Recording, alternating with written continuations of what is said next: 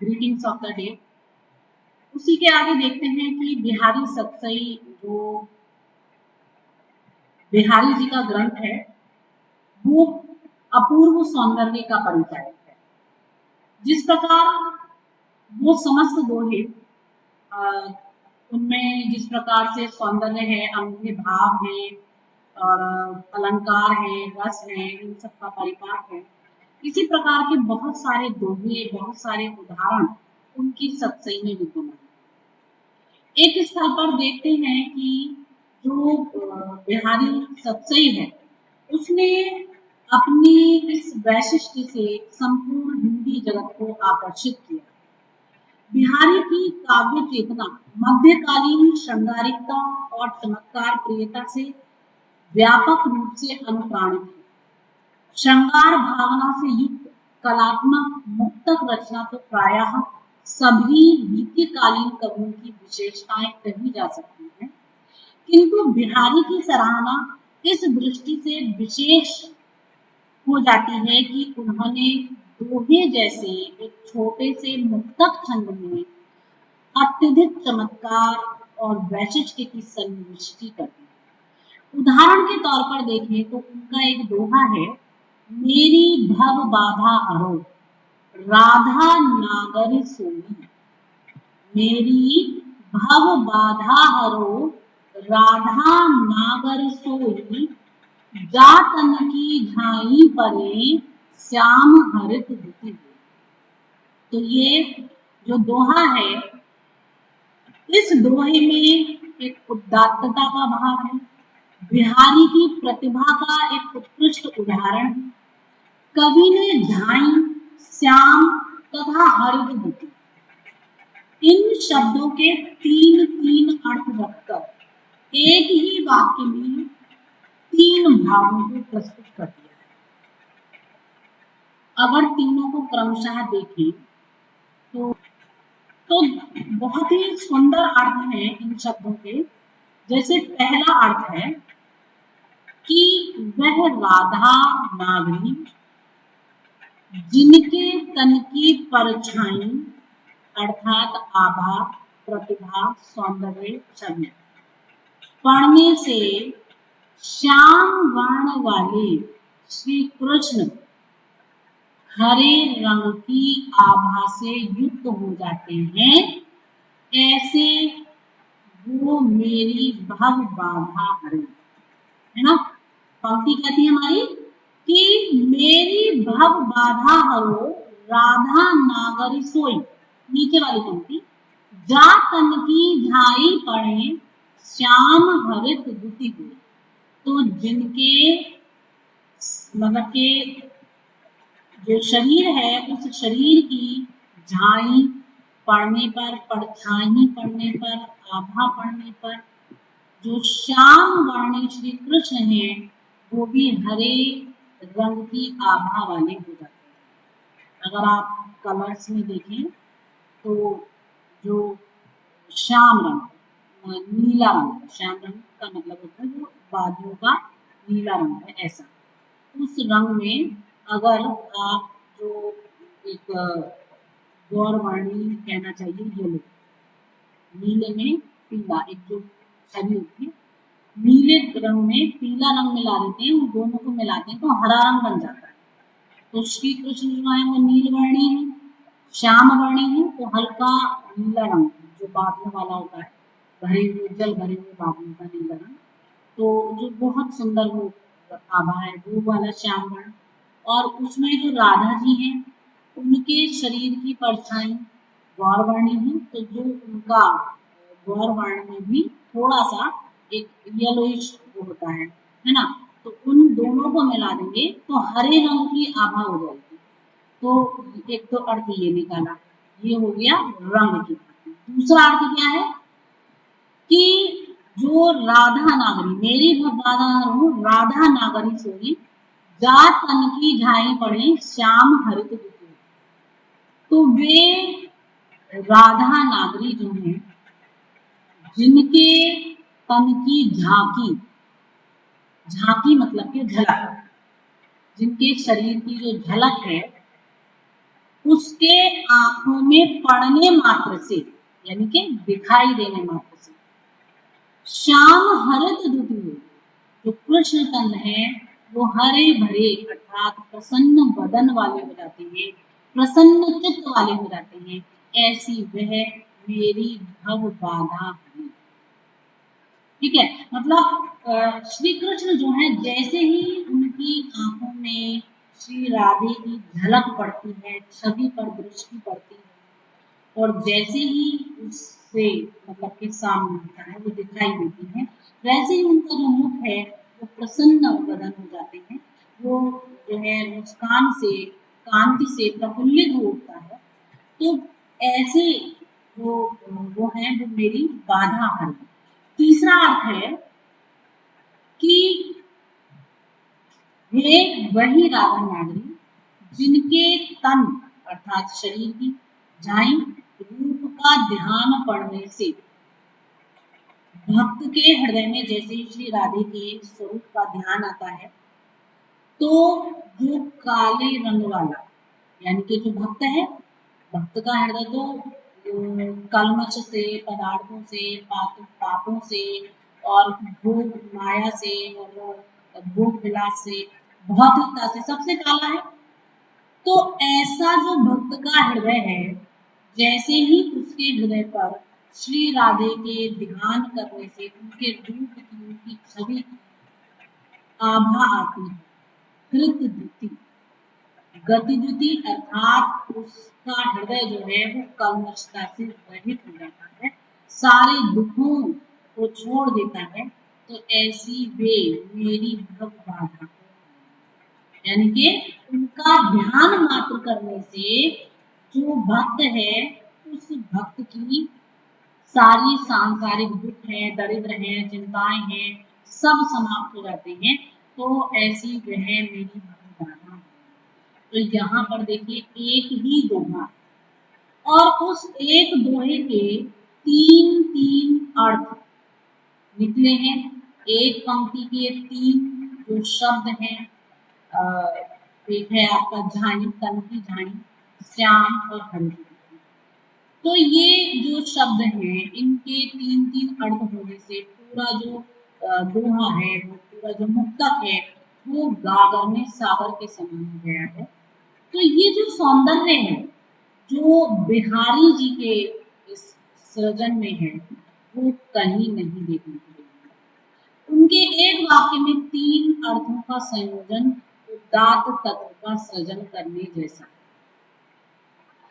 इस प्रकार के बहुत सारे उदाहरण हमें देखने के लिए मिलते हैं, जिनके द्वारा कवि ने एक एक छोटे छोटे से मुक्तक में और बहुत बड़े बड़े अर्थ भर दिए हैं। और ये जो एक वैशिष्ट्य है, ये वैशिष्ट्य ही बिहारी सत्सई का सौंदर्य है, जो उसको संपूर्ण हिंदी साहित्य जगत में और अधिक विशिष्टता प्रदान करता है। तो ये जो सौंदर्य हमें देखने के लिए मिलता है, ये बिहारी सत्सई में देखने के लिए मिलता है। इसमें महाकवि बिहारी ने बड़ी सहृदयता के साथ मानो हिंदी साहित्य का श्रृंगार कर दिया। यदि उनकी यह प्रतिभा साहित्य के आदि रस के साथ ही साथ अन्य रसों की ओर भी प्रवृत्त हुई होती, तो आज हिंदी काव्य साहित्य और भी अधिक सुसज्जित होता। बिहारी के अलौकिक श्रृंगार वर्णन का रसास्वादन करने से मालूम होता है कि उनकी कविता ने हिंदी को किस दर्जे का वैभव प्रदान कर दिया है। शोभा, श्रृंगार, सुकुमार्य, हाव भाव, लावण्य लीला, इन सब का वर्णन करने में उन्होंने वस्तुतः अपनी विलक्षण कवित्व शक्ति प्रकट कर दी। एक उदाहरण और देखते हैं, उनका बहुत ही प्रसिद्ध उदाहरण है।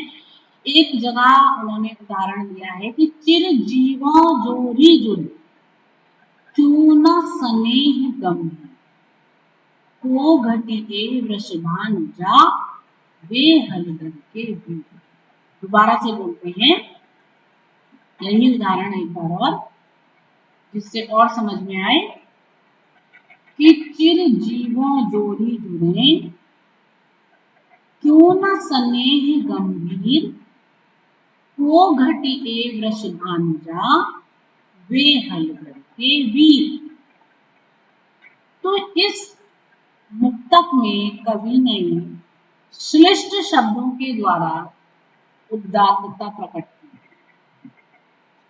जो वृष भानुजा और हलधर के वीर, ये दो शब्द हैं नीचे वाली पंक्ति में।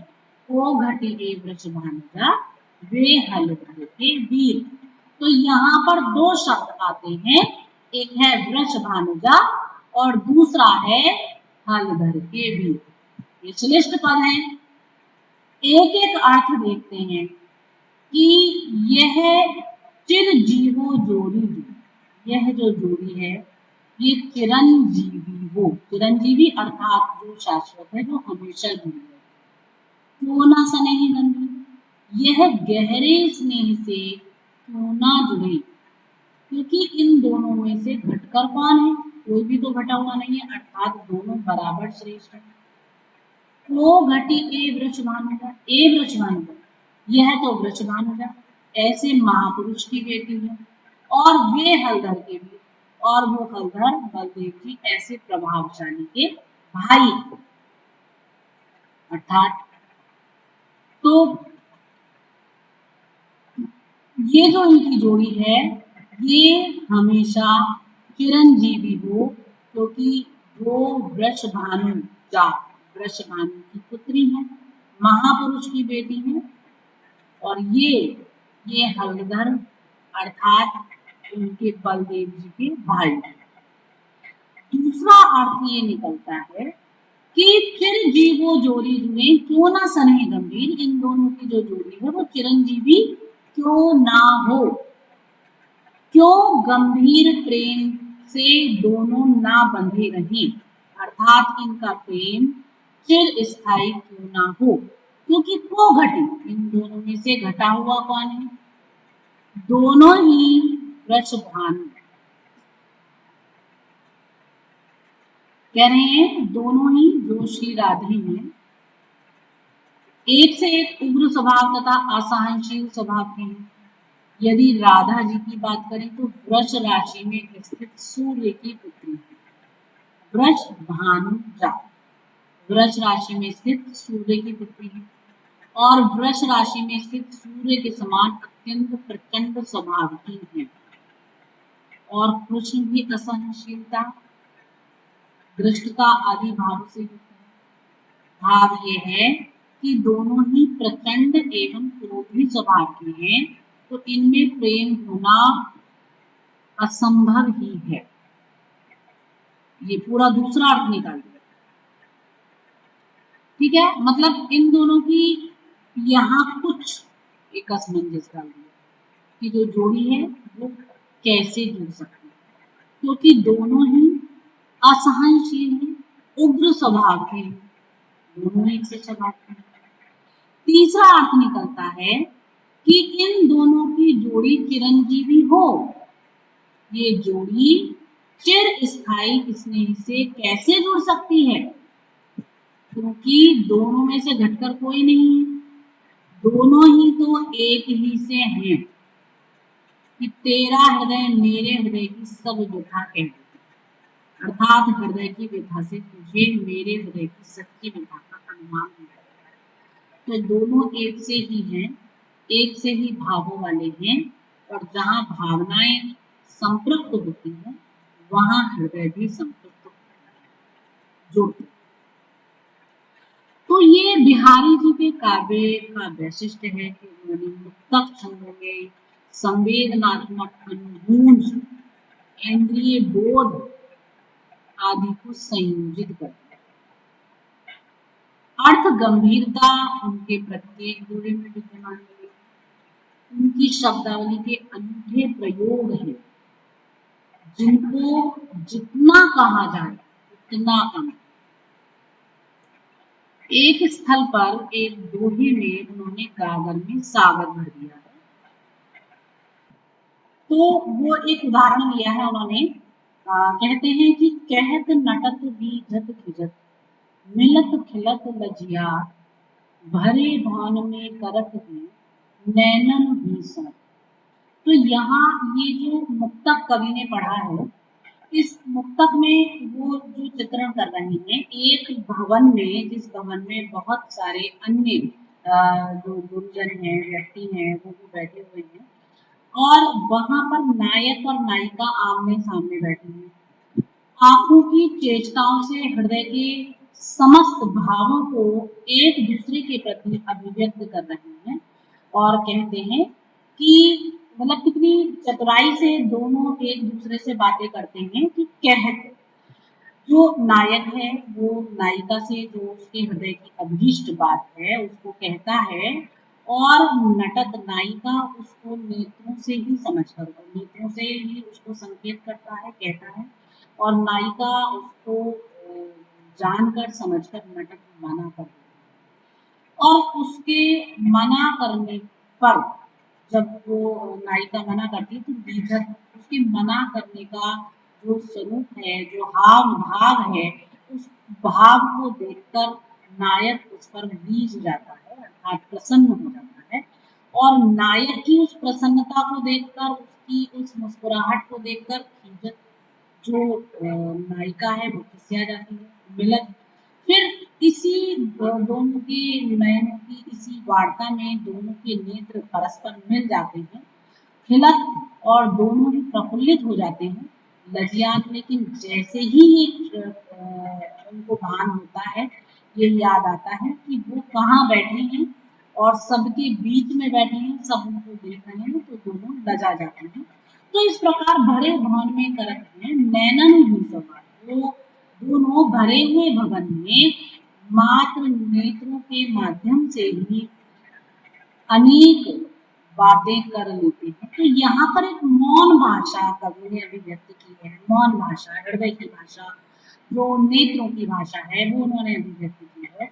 और ये जो नेत्रों की भाषा है, इसमें इसके प्रयोग में एक उदात्तता का भाव जो है वो परिलक्षित हुआ है। तो ये कवि की सत्संग का सौंदर्य है, उसमें विद्यमान जो भाव हैं, जो पाठक को तत्काल अपनी ओर आकर्षित कर देते हैं, एक शोभा है, श्रृंगार है, सुकुमारता है, हाव भाव है, लावण्यता है, ये वास्तव में कवि की एक विलक्षण शक्ति का परिचायक है। यदि श्रृंगार, रसात्मक तथा प्रसाद गुण विशिष्ट ललित वर्णन हिंदी साहित्य भंडार से ये निकाल दिया है कि जो कवि के काव्य में विद्यमान श्रृंगार है, रसात्मकता है, प्रसाद गुण है, इनको हटा दिया जाए तो हिंदी के शुभ ललाट की जो बिंदी है वो कुछ मंद सी पड़ जाएगी, मानो उसकी चमक फीकी पड़ जाएगी। तो बिंदी की विशेषता बिहारी के इस दोहे से भी मालूम होती है, प्रतीत होती है, या कह सकते हैं कि दिखाई देती है। दोहा है कि कहत समय बिंदी दिए, बंदी दिए आंखों दस गुण तिये शिकार बंदी दिए अगणित बढ़न दे। तो यहाँ कवि जो वर्णन कर रहे हैं, तो कवि यहाँ पर इन पंक्तियों के माध्यम से जो कहना चाह रहे हैं, बहुत ही सुंदर अर्थ उन्होंने दिया है कि कहत समय बिंदी दी, कि ये तो सब लोग कहते हैं कि बिंदी देने मात्र से अंको 10 गुना हो, अंक है वो 10 गुना हो जाता है। और उसी प्रकार की शिकार बिंदी दिए अग्नित बढ़त बदी, मतलब कह रहे हैं कि और इसके स्थान पर यदि ये बिंदी प्यारी के मुख पर हो, अर्थात मतलब कि नायिका है, उस नायिका के मुख पर जो लगी हुई बिंदी है, तो वो बिंदी के लार बेंदी दिए अगणित बढ़त तुले। तो अगर यही बिंदी उस नायिका के माथे पर लगी होती है, सुशोभित होती है, तो उसके लगने मात्र से जो उसका सौंदर्य है वो द्विगुणित हो जाता है, अगणित हो जाता है, उसकी कांति जो है 10 गुनी हो जाती है।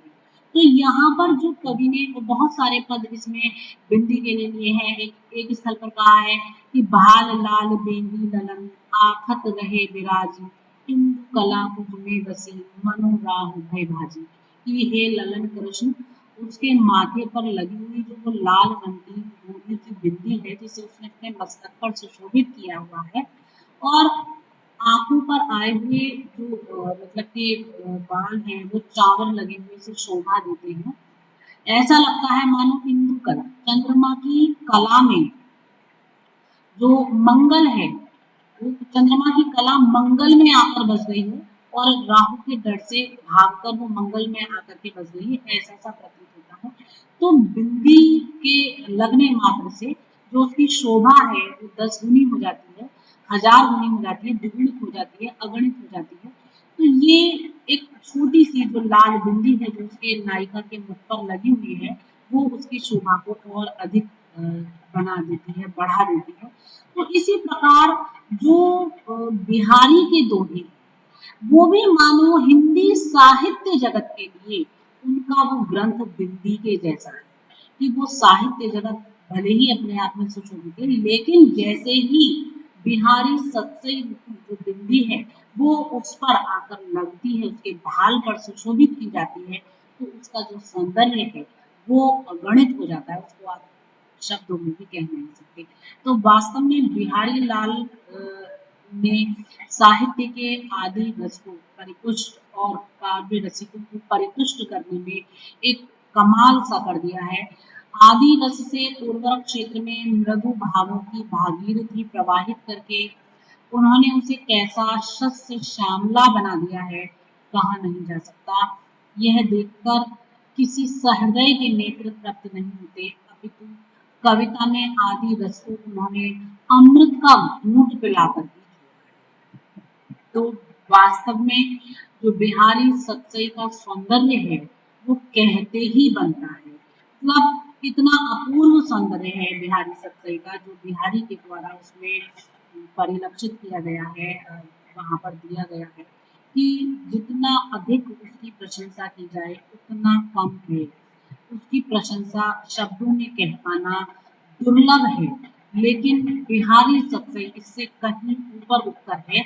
उसकी तुलना जो मस्तक पर सुशोभित बिंदी से की है, रोली की लाल बिंदी से की है, तो उससे अपने आप ही पता चलता है कि किस प्रकार वो हिंदी साहित्य जगत को सुशोभित करने में सक्षम है, उसको मंडित करने में सक्षम है।